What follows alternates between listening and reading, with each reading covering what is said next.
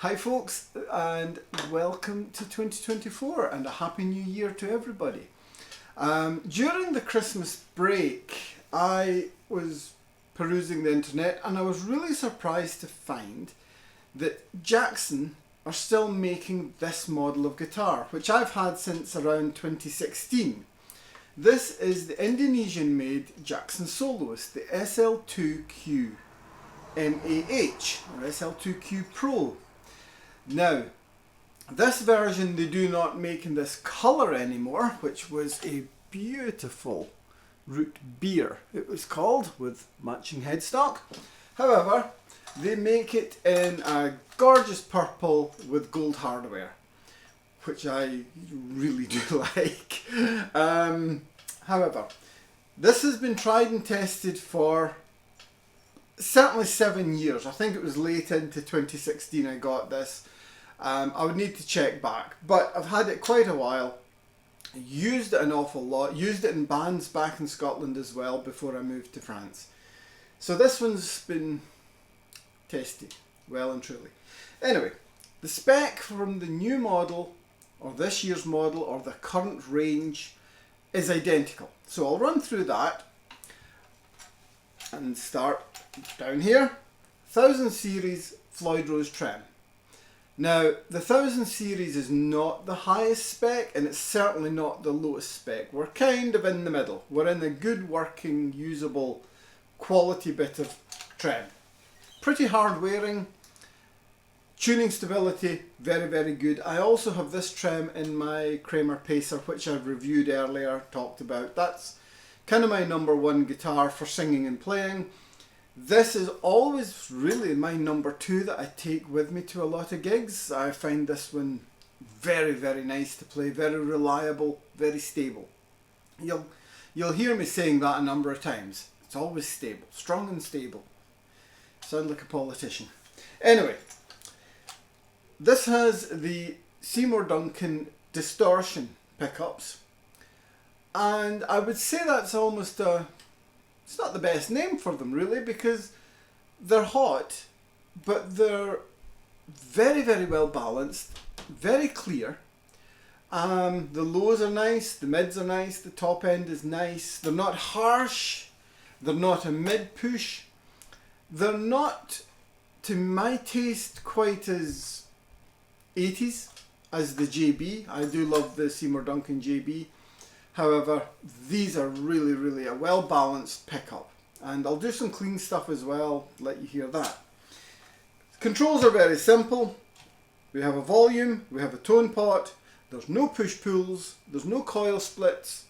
We have three-way switch, three-way toggle, which is the bridge, both, and neck. Doesn't really get much more simple than that with this sort of system.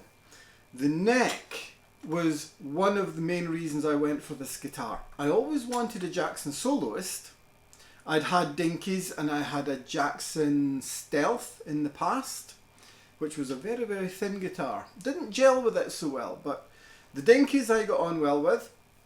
But I always wanted a soloist, from when I was very young. When I was starting to play guitar, I seen the likes of Phil Collen from Def Leppard. He had one.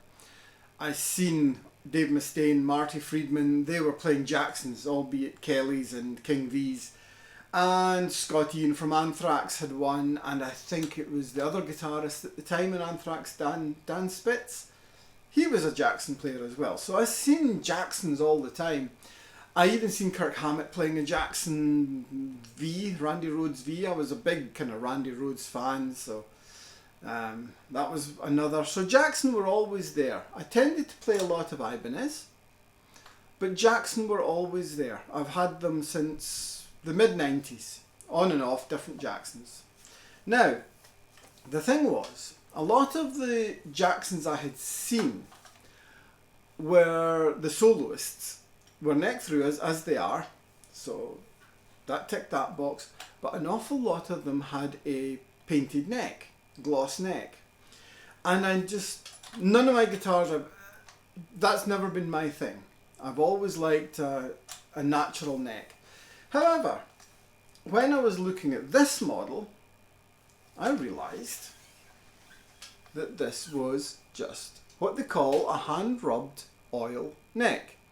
So there's no varnish on this, it's just an oil on a natural wooden neck, unsealed. And it's got where it's been taped off, and then the gloss obviously starts down here. Very, very tidily done. And yeah, there we go. That was me. I had my natural feeling neck, so that was good. This one is a white binding round the top with black dot inlays. We have piranha, what they call piranha teeth, not shark fins, and they're called aluminoid is the term, and it's an ebony fretboard, very, very dark, no noticeable grain on it at all. Quarter sawn maple neck, and it's got the traditional kind of scarf joint at the end of that. Tuning pegs are Jackson's own. They've been rock solid. Again, 1000 series locking nut. Now, the body, I'm trying to keep this fairly punchy today. I'm going on a bit. The body in this is mahogany, which does make it quite a weighty guitar. I've mentioned in other guitar reviews that I've done how my Jackson Soloist is probably the heaviest. So yeah, this comes in at a bit of weight. However, the balance is beautiful. There's no neck dive at all. Hangs very, very nicely. So, simple controls, decent trem, decent, good quality pickups, 24 fret, bound fretboard. Fretwork on this is excellent. There's no edges, there never has been. There's been no need for me ever to do any work on the fretboard at all. Since I bought this guitar, I have set the action at the trem. I've set the pickups to the height I wanted, and that's it. Restrung, and whenever I need to restring, I restring. But that's been all I've done in terms of work on this guitar. Everything is completely stock. I've never even had to tighten the little jack socket in the back. It's always been good. We have a quilted maple, they call it dappled maple on the top, but it's a quilted maple top, but just stained on the back.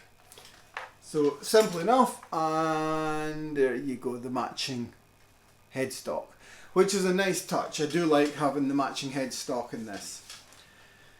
It's a very professional, very tidy looking instrument. Looks great on stage, looks very, very classy, and it does the rock stuff really well. Now, I favour this guitar when I'm in bands when I tend to be just playing rather than singing, but I have used it for singing and playing.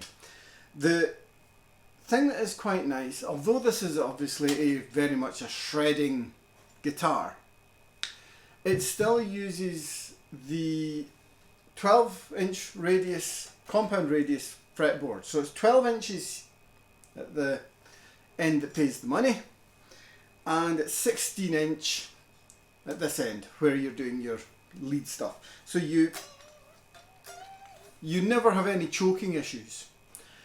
Now, the 12-inch makes it a little bit more comfortable for chords. However, I would not say that the Soloist neck is the easiest guitar for playing chords, because it is actually a very wide neck.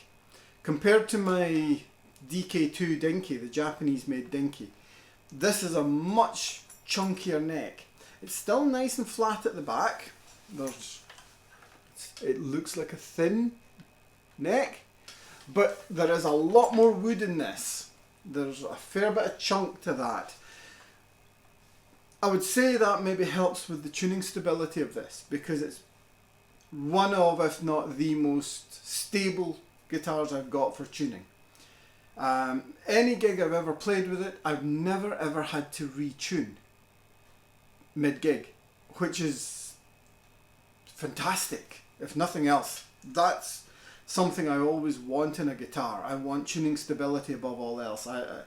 So there we go. Sounds. I've got 10 minutes of talking and you want some sound.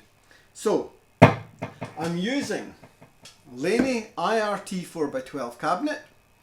I'm using the Bugera 333XL. I have that old Boss SE50 in the loop, giving me some delay. And when I go to the crunch channel of the amp, I've got a Boss SD1 on the floor, just to give it a bit of a kick when I need it. So, bridge, clean. Now, yes, you're not going to spend forever on clean with this guitar, but it actually has a really nice clean tone.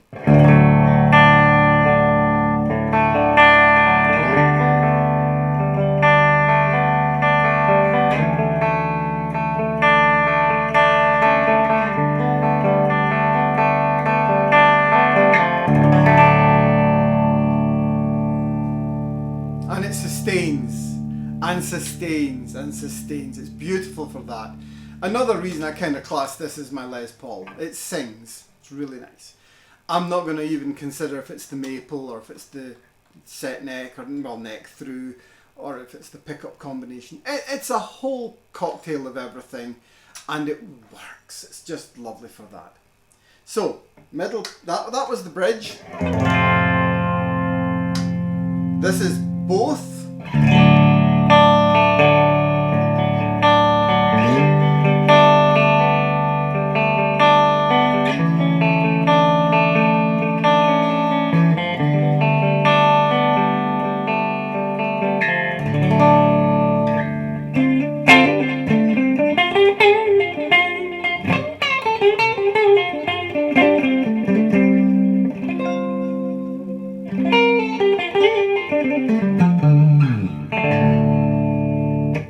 It's actually quite a nice position that for not just clean. It actually works really well with some gain because it's got a bit of a spank to it that cuts through really nicely.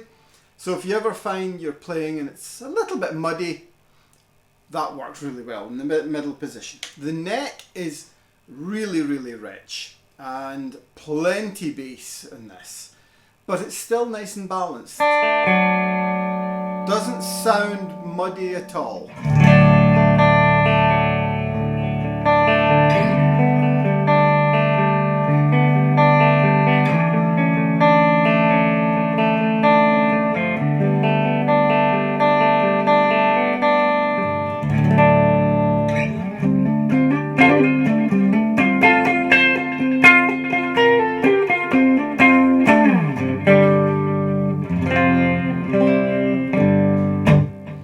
So there we go. We'll not dwell too much.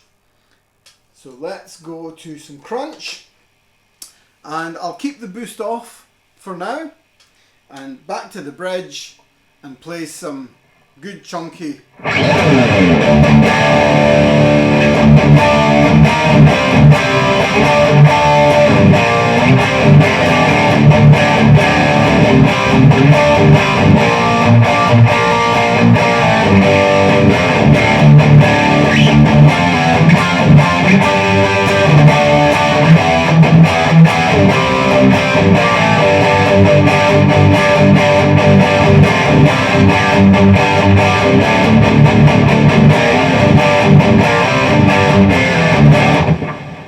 So tons and tons of low end, tons of chunk, but it's not a muddy sound at all. It's got that punch and it works so well live. That's just so nice to play.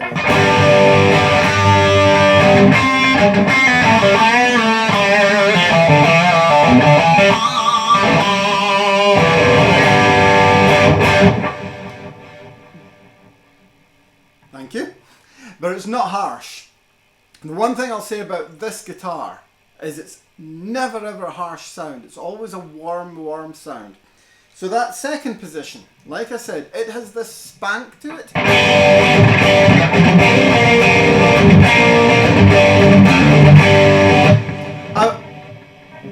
I would almost describe it as having a clean sound mixed in amongst the way this works.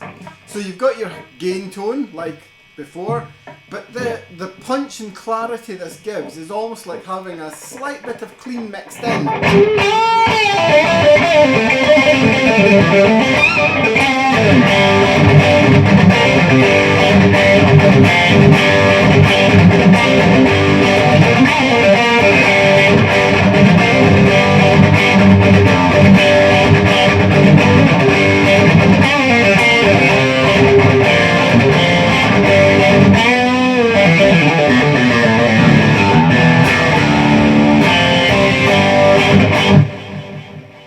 So yeah, that's again, you're never going to have a stratty sound unless you've got something, add in extra wiring to add a phase reversal or something. Neck pickup, lovely and rich. I use the neck a lot, especially on songs where I'm needing a kind of Les Paul lead tone from the neck. I would need to add the boost on for that, but we'll get to there.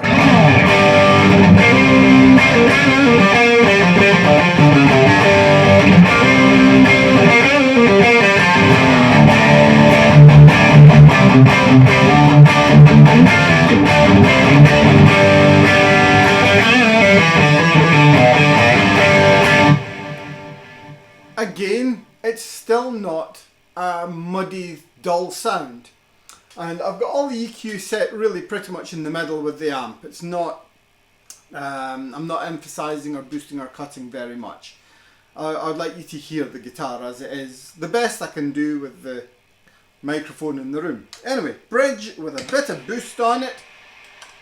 So we're into kind of my standard metal tone.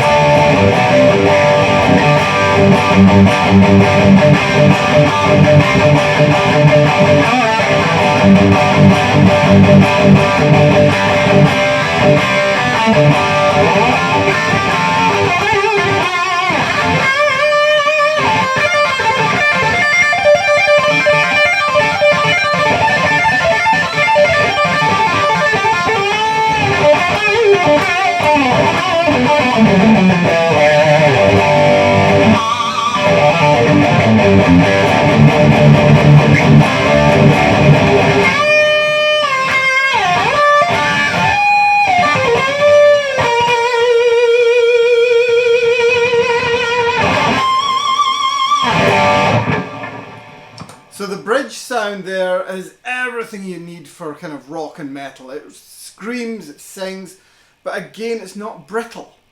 And the distortion pickup is certainly not a brittle pickup. Everything I've got on full there. So the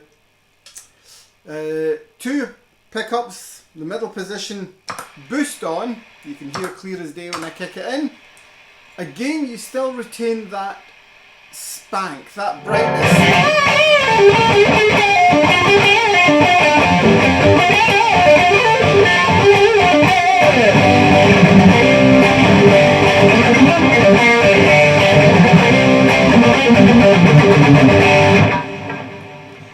It's maybe not a sound you would normally go to as a standard, I need that sound, but sometimes in the live context, if you're feeling maybe the neck pickup is a bit muddy, or the bridge just isn't doing what you want, that middle position is quite a nice bailout, and I've used it a lot just to cut through, especially in bands where there's been like other instruments, piano and things. The neck pickup, nice and rich.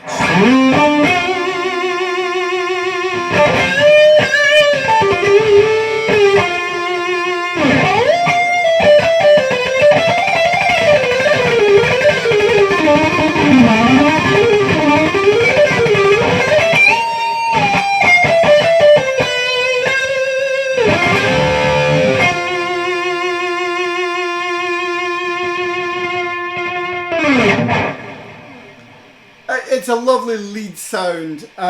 With that amount of gain on as a rhythm sound, it's probably too much. Now, there is a drawback. It's a minor one, but I will mention it. These come with nice, meant to be really nice strap locks that come with the guitar. And this is them. They're little ball bearings. There we go. If I show it to the camera. And you press the little button and they just pop in. Simple. Great. But we're 2 weeks past Christmas. And I haven't changed this because I did want to look at this guitar in a video. But this thing,